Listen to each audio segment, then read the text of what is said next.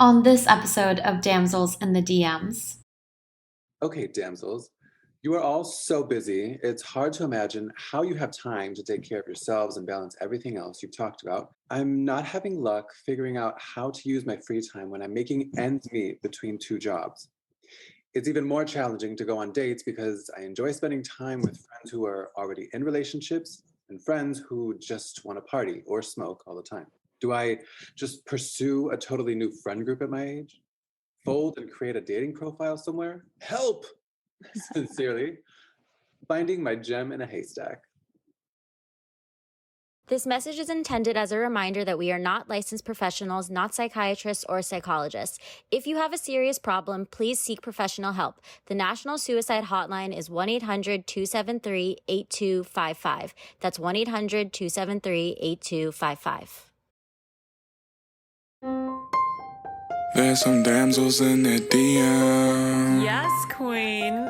Tell us what's the vibe. There's some damsels in the DM. Please tell us what's the vibe. DMs, yeah we see them, yeah we read them. DMs, we don't need them, we just leave them. Please. Yeah.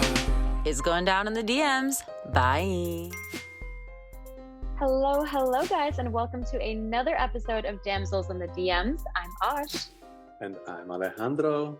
And today we have the pleasure of speaking to Andrew Lara Cervantes, an educator, filmmaker, writer, director, most recently of the short film El Marijuano, which is going to be shown at Outfest. It's amazing. He has so much to share in terms of his talent, his passions, his dating experiences. Oh my goodness. But his involvement in the community is so admirable. I mean, even with his nonprofit, El Sereno Community Arts, I mean, I'm super excited that they're going to be having their first year back, the Dia de los Muertos celebration since the pandemic. Ash, what did you think about everything that he had to say? So, you know what my favorite thing about them is that I really love the storytelling aspect and the way that he tells his stories, but then he uses these stories to make plays out of his life experiences. Like every little story or anecdote that he had, he'd be like, oh yeah, I wrote a play about that. And I love that. I love storytelling. I love storytellers. And this is why we have our pod. So we have great people like him to come on and tell these fun stories. So excited. His vulnerability, his radiance, his energy, and just it all culminates into such a fascinating person and so full of life that I'm excited for listeners to dig into this episode. Yeah, well, let's get into it. Let's do it. So, Andrew, I would actually love to know more about how you and Alejandra got connected and the whole backstory of that. And also, I see that you have, for all of our viewers that are viewing on our YouTube, I see that you have a lovely backdrop there. So I would also love to kind of get to know more about that. Okay, sure. The background is a poster for a short film that I wrote and directed, and which Alejandro is one of the co-stars of, called El Marijuano. It's a short film about two friends, lifelong friends, and it's time for one of them to say goodbye. And it's, that moment when you're saying goodbye to your best friend and you're reminiscing and trying to, there's still, that hope of being able to hold on, but the overwhelming sense that it is time for them to move on. And Alejandro auditioned, actually, and that's how I met Alejandro the first time. Yeah, they came in and they were great. They nailed the audition. So much so that we couldn't decide whether we wanted Alejandro to be one character or the other. So it was really funny because we had him come back and he read for both with every other person that we thought could fit one of the roles. And so I was laughing and telling Jocelyn, I'm like, he has to know. Alejandro has to know that they have a part, right? Maybe they don't know which one but they have to know something because they were reading both parts over and over and over with a different actor each time.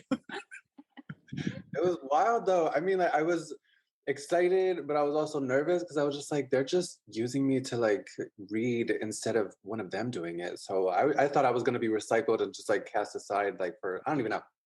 I really, it was like mixed feelings. I was just like, okay, no, I don't, like part of 50% of me was like, okay, no, this is in the bag. And then the other part of me was just like they're just going to toss me at the end. So it was really exciting to get the news. And what I loved about the story was the fact that, you know, you touch not only on the impact of relationship and friendship, and, you know, like close bonds, but you touch on really significant issues like mental health and gentrification. And I find that really admirable in your writing and director style. And I'm just curious, you know, what your involvement in the LGBTQ plus and Latinx communities have been like, both as a filmmaker and outside of being a filmmaker. So, I mean, growing up, I didn't even think film was an option for me. I always consider myself fortunate that I grew up in a family where storytelling was a big part of our everyday life. As a child, my dad would make up stories for us at bedtime, and he would, you know, they were totally ridiculous and outlandish, but so entertaining.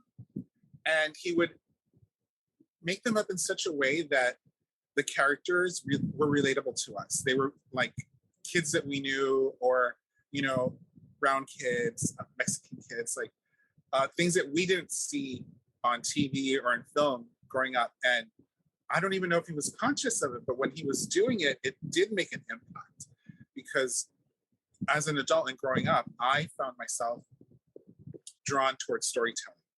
And my storytelling always came from my perspective, which is a brown perspective, you know, a Latinx perspective. So it never occurred to me that my storytelling was different from the mainstream storytelling.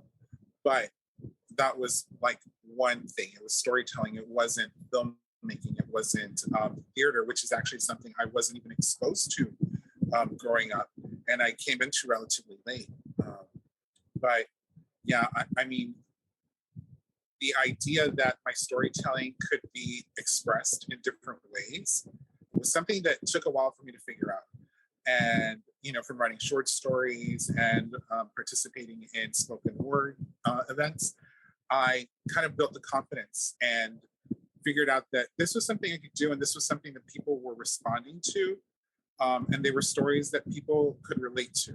A lot of the stories that I tell and the scripts and plays that I write are based on things that I experience, things that are part of my life and my community, my reality. And I just feel like it's important to express all of that, because not everyone has the same coming out story. Not everyone has the same post coming out story. And one of the things that I really try to do with my writing is to go beyond the coming out part. I feel like there's so many coming out stories, but what happens after that, right? It's life. And that's kind of like what I like to express and explore in my stories and writing. So I just, you know, went for it and never looked back, and it's still going. So That's really amazing.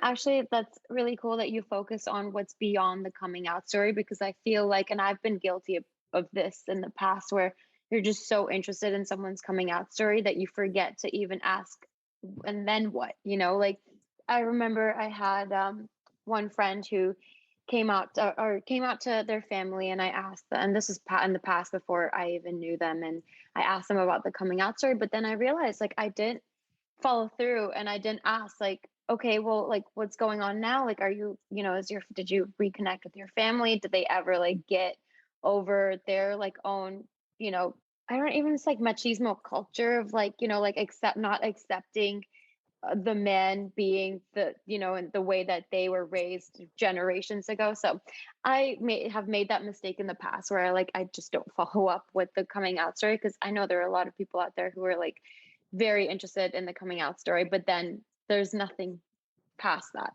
Yeah, and it's not, you know, a detriment or anything, because those coming out stories are super important, because they're still examples for people that are yet to come out, right? So they're important. They have their point of view.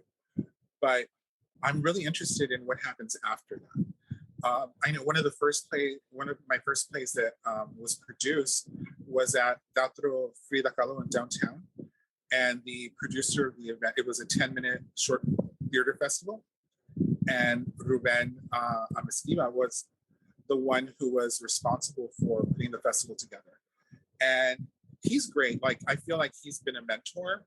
But one of the things that impacted me most is when we were doing rehearsals and he sat in on the rehearsal and he pulled me aside afterwards and he was like, one of the reasons he picked that play was because my characters were queer without any explanation. I didn't give any background. I didn't give any coming out, nothing of that. They were just people and they were queer and that's it. And he thought he'd never run across a play that had characters that just flat out told the audience, like, I'm queer and that's it. Like, Right, because when has any other story had to have told the audience that, hey, I'm straight and like I've been straight for a while and this is my dating history and this is when I realized that I like boys or I like girls. Like, when has any other play had to do that? So why does the LGBTQ plus community have to do that in their stories as well? Yeah, I mean, and to hear it, I always thought, writing these characters that they're past the coming out part. So it's, what are they doing in their normal everyday life? And there's interaction. It's just, people interacting and, some conflict comes up and how do they deal with it? And it's like any story, but the characters are just queer because they are. So I love it. How much do you pull from personal experience, whether writing for theater or for film? A lot. Really a lot. I always say I really enjoyed my misspent youth. I grew up wanting to experience everything. So, I mean, I did things I probably shouldn't have done. And I wouldn't encourage like my nieces and nephews to do it. But I just wanted to like have that experience. I wanted to like live the life and have all these stories I imagine telling, like, grandkids and great grandkids or whatever. I wanted to just have like as many stories as my grandmother had for me growing up. And she lived an incredibly rich life too. So she told me so many stories and had so many like, so many amazing, things that she did in her life. And I wanted to have that. So I was like, we're doing this thing. And one example, it's a horrible example, but I went to private school and we did a donut sale fundraiser after church. Yes. So I knew Alejandra was going to be so excited about it, Mr. Donut Man. So, donuts, right? Yeah. So there was some old man was there and he was like, yo, I'm not going to buy donuts, but he's like, after this mass, if you want, I'll take you all to go have ice cream. And so one of my friends is the responsible one. The whole time during that 30-minute mass or whatever, she's like, I'm not going. So my other friend and I are like, oh, we're going. And she's like, no, we're not. I'm like, oh, we're going and you're going with us. And she was like, no, we ended up going. It was fine. We had an escape plan. During that time, my other friend, Hilda, and I devised an escape plan so that our third friend, the responsible one, would go along, So she felt confident in our escape plan. We went, we had ice cream, we got dropped off, everything was fine. But like as an adult, I'm like, what? Why would you do that? Like, why? But I knew well enough to never tell my parents until I was grown up.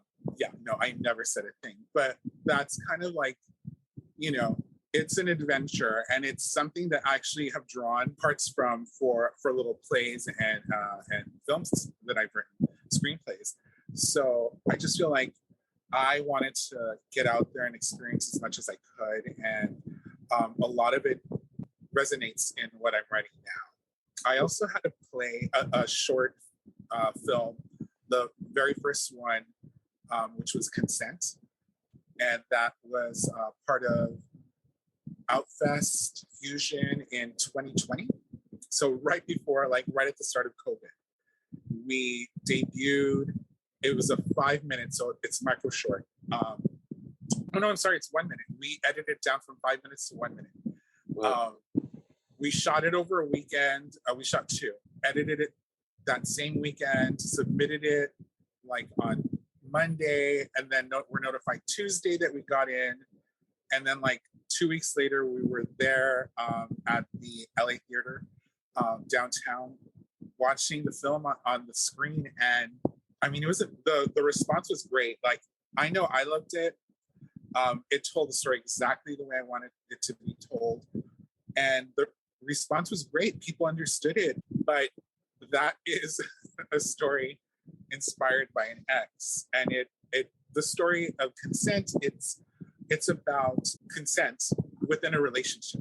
So after, years of being together, where's the line? Like, when do you stop asking or having to get consent? Like, at what point? Once you develop that comfort level with someone, it does kind of blur the lines of like what one needs to ask, not permission for, but consent for, in order to just like make the other person feel, emotionally safe or secure rather. And that is so important. And the reciprocity of that, I mean, that definitely contributes to a healthy relationship, probably. Yeah, I feel like it just strengthens the relationship. And you are constantly learning about your partner, right? Like, if you're interested in something, you don't want to just try it. It's like a conversation that needs to be had, and you need to involve the other person because it's two people in a relationship. So you want to make sure that you have consent, and if not, then let's discuss this. Where can we meet? In the middle. I think the mistake that people make are in the thinking that it's too late in our relationship to even have this consent like talk. And it's like, because you'll be like, oh, well, we've been married for 5 years. So like, do we need to like have this conversation? Or would it be weird if I bring this up that, like, no, this is not okay. And this is okay. I've done that in my relationships where it's like, I think you can have that conversation at any point in the relationship. And I'm actually really curious, and I want to see that. I want to see consent, and I want to see how you were able to boil down such a big topic in just 1 minute. I know. I can send you the link. Please do. No, please do, and we'll send it. We'll share it on our okay. on social media too, if you want, if that's of interest to you, because I think that'd be really cool to see. Of course, yeah. I'm curious. Have there been any other challenges in your experiences of either relationships or dating that you've encountered? Yeah, I mean, of course. One thing I hear a lot when I'm dating someone, even after we've dated, and we've spent time apart, I always hear that I don't have a lot of time. And so going into relationships, ever since that became a cycle that I kept hearing, this comment, I make sure going into a relationship that I'm like, okay, I'm very busy.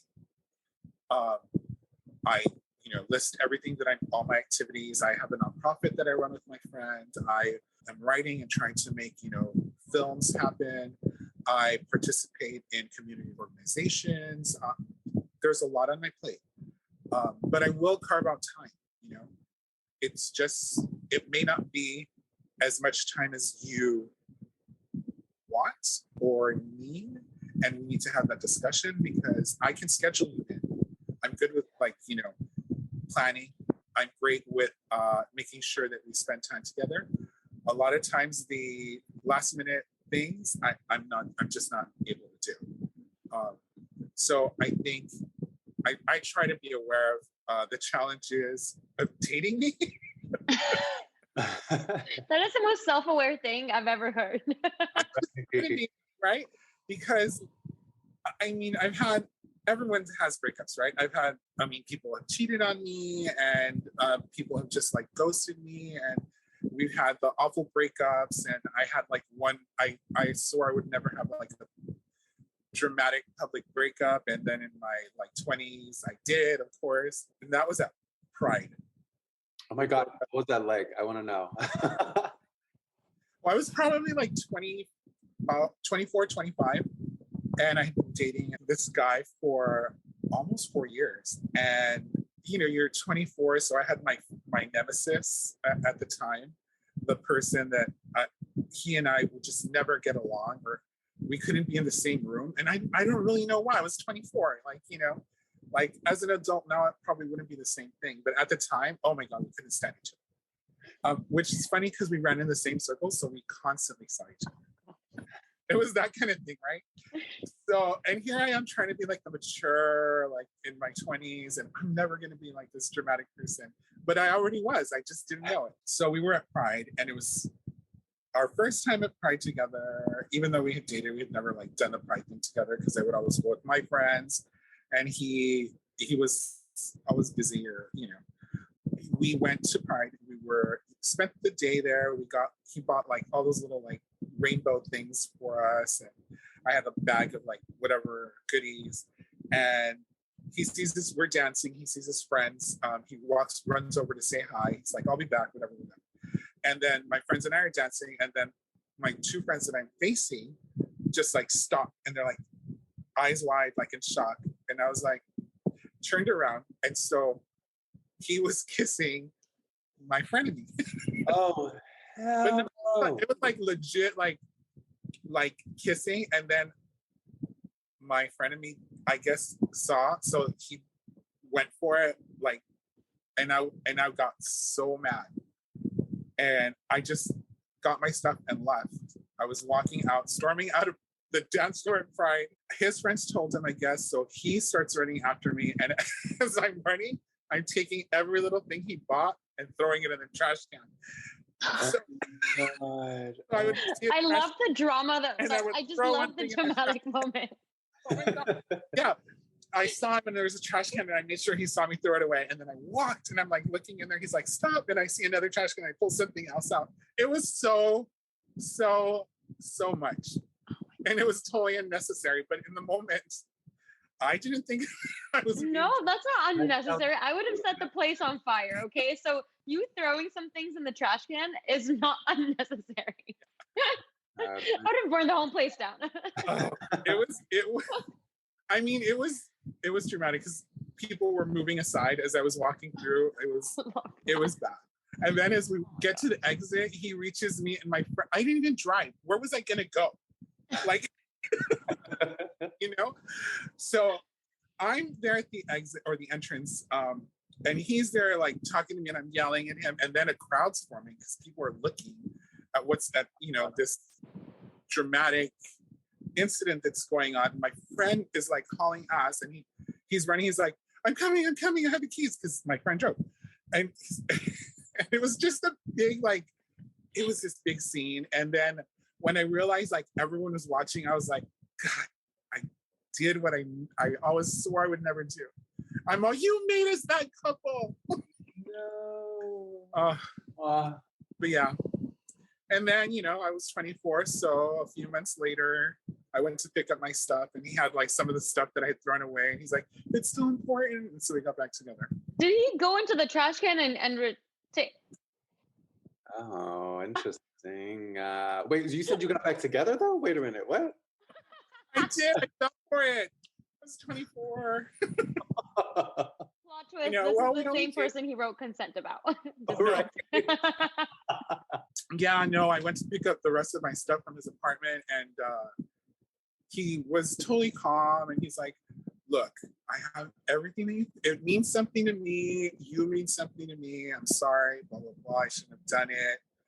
And I fell for it. And we were together probably like a few more months, and then it officially ended. What was that point though? Like, I mean, after you got back together, what was that second final straw for you? Where you like, okay, no, this is not working out? What it boiled down to is after that moment, I was aware of the red flags that I wasn't paying attention to, because I was, in that love bubble, and I wasn't paying attention to anything outside of it. So there were red flags that I should have seen before. And then after the fact, my friends was like, yeah, we saw it, but we didn't want to say anything. And I'm like, okay, in the future, like, say something. Yeah. It's important. So yeah, just being aware of red flags that were signaling behavior that I couldn't accept and live with. So what's dating for you like now? You're in LA, I'm assuming. Yeah. So what's dating for you like now in LA? And I'm curious because I've had like, the weirdest, worst experiences with straight men. So I want to know, like, if in the LGBTQ plus community, if people are like more serious and more respectful, or if just people are just shitty all around in LA. Not saying everyone's let me shitty. I know. for you. Not saying everyone's shitty. I'm sorry, LA. I love you, but as a single girl out here, it's hard. It's difficult. Yeah, let me assure you, like there's the same amount of people in every community, I would say. Mhm. There's shitty people in every community. There's great people in every community. The tricky part is finding the great people, right? Mhm. Because a lot of times those shitty people are pretending to be really great people. And there are times they think they are, and that's, their own reality, but it might not mix with your. Dating can be tough. I do date and have been, dating a couple of people recently. And it is tricky navigating new relationships in LA, everyone seems to be busy, including myself, and there's a lot of this next best thing kind of mentality that I think some people have. And that has to do with maturity more than anything else, right? When you're younger, you always are looking like, oh, who's hotter, or who's nicer, or whatever, who fits more into my vision of what kind of relationship I want to have. But as you get older and you meet more and more people, you realize nothing is really going to be a perfect fit. You have to kind of meet people and get to know them and understand how they're going to fit into your world, rather than becoming part of this world together. Mhm. You have to fit into each other's world. I look to date and I enjoy dating people that have their own lives, that they have their own things going on, their own aspirations, their own activities that relax them. I like people that have all of that going on already and don't need me to come in and be like that for them. I don't like being like, oh, we have to schedule everything together. No. You can go be on your own, do your own thing. I'm not going anywhere. If we're in a relationship, I'm here. It's good. And I like that same freedom too, because sometimes I just want to be alone, and I'll just go out and just chill, either get a coffee or even have a drink and just chill and see what's going on.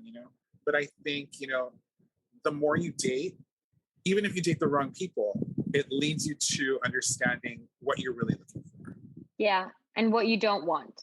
Exactly, and that's probably more important. Mhm. Knowing what you don't want.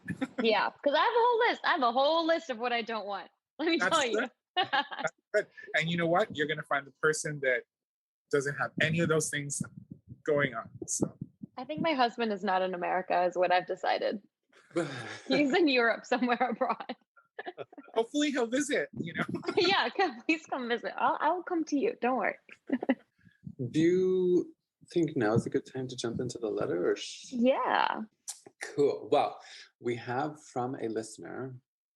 Okay, damsels, you are all so busy. It's hard to imagine how you have time to take care of yourselves and balance everything else you've talked about. Avid listener here, if you can't tell. I'm not having luck figuring out how to use my free time when I'm making ends meet between two jobs. It's even more challenging to go on dates because I enjoy spending time with friends who are already in relationships and friends who just want to party or smoke all the time. Friends who party aren't the most helpful with advice on how to pursue romance while they're whooping it up or chasing guys on Grindr. My partnered friends like to remind me that dating apps can have hidden gems since that's how half of them met. Do I just pursue a totally new friend group at my age? Fold and create a dating profile somewhere? Help! Sincerely, finding my gem in a haystack. Damn. What do you think? There's a lot in there. Yeah. So, I don't know if this person's at that point where they've outgrown certain friends, but your friends were there for you and supported you when you were going through specific things. I feel like people come in and out of your lives for reasons. And I don't generally, personally, I don't like to cut people off because I like to remember and acknowledge what we went through together. So I wouldn't say like find a new set of friends, but you can always meet new people and introduce them into your group of friends, or have friends on the side. Like, you're human. You're not going to run with the same crowd, 24/7. I mean, that's kind of like what animals do in the Serengeti, right? Like, that's not us. We're in LA. You're running into people constantly. I think, working two jobs, yeah, I totally understand that. So you have very limited time. Do what you love in your free time. I started out as a visual artist, so I'm always, going to a museum or show openings and talking to other artists, and you find people to connect that will connect with you in those kind of environments. If you're doing something that you enjoy, you're going to be around people that are also doing the same thing and enjoying it, and that's already a step in the right direction. If you can either make a friend and then potentially make a new relationship out of it. So one of the people I'm dating now is I ran into them through film.